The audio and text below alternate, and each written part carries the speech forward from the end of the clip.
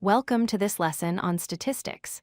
Today, we are going to understand the right-skewed distribution, also known as positively skewed data. This is a fundamental concept for interpreting data correctly. So, what exactly is a right-skewed distribution? It is a distribution where the majority of the data points are clustered on the left side. The key feature is that the tail extends out towards the right, covering the higher values. This is why it is called positively skewed. Let's look at the shape. Notice how there is a tall peak on the left. That represents where most of the data is. Then, look at how the data trails off. It creates a long, gradual slope downwards to the right. This asymmetry is the hallmark of a skewed distribution.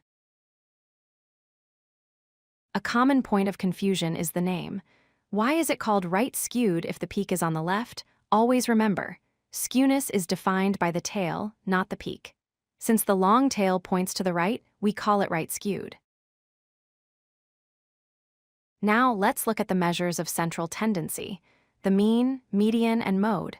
In a perfectly symmetrical distribution, these would all be in the same spot. But in a skewed distribution, they separate. The mode is at the peak. The median is in the middle, and the mean is pulled towards the tail. This creates a predictable relationship or inequality. For a right-skewed distribution, the mean is typically greater than the median, and the median is greater than the mode. The high values in the tail pull the average, or mean, upwards.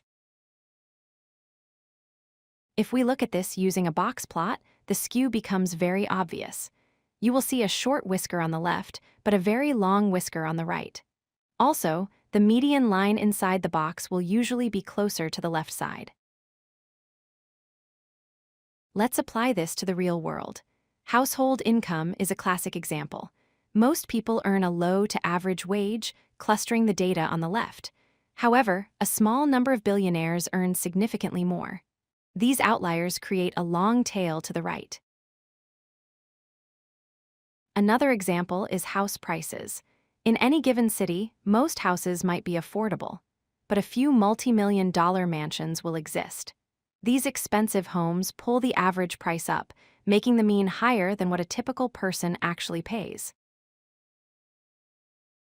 To summarize, a right-skewed distribution has a tail that extends to the right. It is also called positive skew. Remember that the mean is usually greater than the median. Just follow the tail to know the skew. If you like this video, hit that like button and don't forget to subscribe. Visit codelucky.com for more such useful content.